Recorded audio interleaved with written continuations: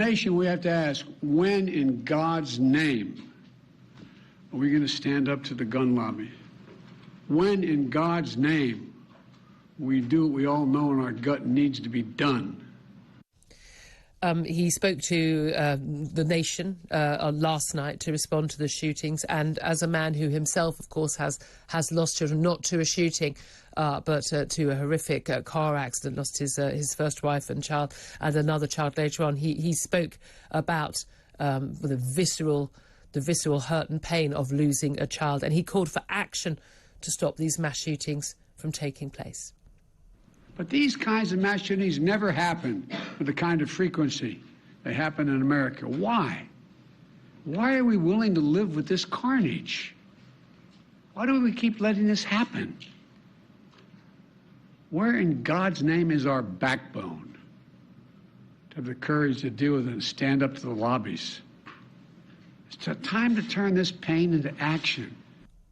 Well, let's talk about this with Joseph Tully. He's a California criminal defense attorney and joins us now. Good morning to you. Good morning, Julia. Joseph, I mean, just horrific scenes to wake up to. Not the first time, I fear not the last time, but it's been a lot of years since the Sandy Hook murders. I mean, 20 children lost their lives then, even younger than the 7 to 8, 9 and 10-year-olds who lost their lives in this shooting. I remember thinking at the time of Sandy Hook that if America didn't act then, when you know, very, very young children were shot dead in their classrooms, then America was never going to act on gun crime. And they haven't since. Do you think they will now? I think that there will be calls for action, and that it will be, very loud voices, very emphatic voices, very emotional, very passionate voices. And we have a horrific tragedy behind them. But I don't think that it will solidify the tide in America for gun control. And the extraordinary thing is, there has been a big sort of tide of support for. Well, Joe Biden in that address, he actually kept referring to common sense gun reform because it's become a very big political issue in America, a big dividing line. They're coming for our guns, take the guns, and it's sort of this Second Amendment right to have a weapon, and, even if it's a semi-automatic rifle, which, for all intents and purposes, is a machine gun. In terms of what it might feel like to be at the wrong end of it, anyway. But the American people have largely been supportive of some sort of restrictions on people getting mental health checks, having to wait, a couple of days even, or weeks to get a gun, to stop impulse purchases. A lot of these have been campaigned against by organisations like the National Rifle Association, spending hundreds and hundreds and hundreds of millions of pounds in campaigns, not just to get their supporters elected, but also to trash any opponents. This has become a huge dividing line. But interestingly, in the last few years, support for gun control has gone down. I'm wondering what you think that's as a result of. Well, I think that, debate is always a fluid concept, and we're only hearing people chant, one thing here and there. For instance, Joe Biden came out and he's clearly pushing an agenda. Now, I'm not going to say which side of the line I fall on. I don't own any guns, so I could say that. But let's ask the questions. What leads to these mass deaths? We don't know that it's necessarily guns.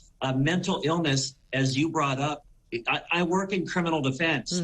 I see crime every day on a deeply personal level. Mental illness is largely unaddressed in this country, and no one's talking about that. No one's lobbying about that. The government isn't giving their support behind treating mental illness, identifying mental illness, and that leads to a lot of tragedy. So it's not just one it's not just one factor. Such as there are certainly issues there. Look, I mean, there are other countries that have huge numbers of guns. I mean, Switzerland, I think it's a requirement in law for each household to own a weapon and be trained in it.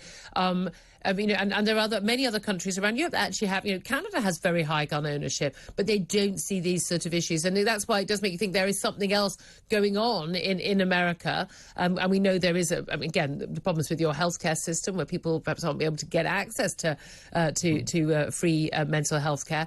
But in terms of what could be done now, if action was not taken during, Biden was vice president and Obama was president during, after the Sandy Hook massacre in 2012, 10 years on, is there more ability for Joe Biden with the control he's got in Congress at the moment to take any action, do you think, or facing midterms coming very soon? Actually, does he not really have the power at all to act on this?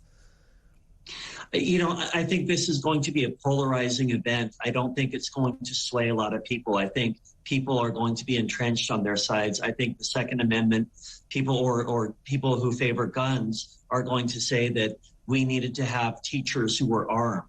So I don't think it's going to sway a lot of people on either side to switch. I think people will become entrenched. And Joe Biden is not a leader that when he talks, everybody listens and gives great weight to his words. He's our leader, and we take his word. We do listen to him, but he is not the end all be all of the voices. And again, we need to ask the questions, what is causing these deaths? And we do need to deal with it. We do need answers. We do need solutions.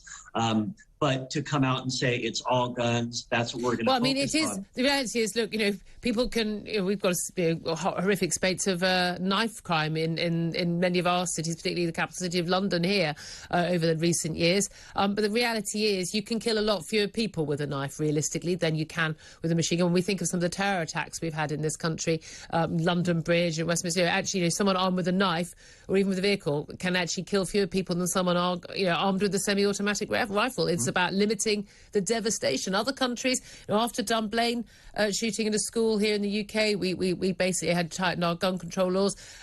Australia, a massacre there, they tightened their rules. They basically bought back their weapons from people, and we just simply do not see, no country in the world, certainly in the Western world, sees anything like the sort of massacres on a routine basis that America sees. There must be something going on, and I accept it won't be just about the guns, but my goodness, being able to walk into a gun shop and say, I'll have a pint of milk and I'll have 20 cigarettes and I'll have a semi-automatic rifle, I think might be part of the problem. You're right. You can kill more people with guns than you can with knives. However, the Second Amendment is in our Constitution, which is our founding document. It's not something that will go away overnight. It's not something that will go away in the light of tragedy. Again, I think the debate will be on people who are supportive of guns, that guns, if there was an armed security guard, if teachers were armed, this tragedy would have been prevented. More guns in schools is the answer. Yeah, I'm always amazed when I hear that argument, I have to say. Joseph Tully, really appreciate you joining us this morning. California criminal defense attorney.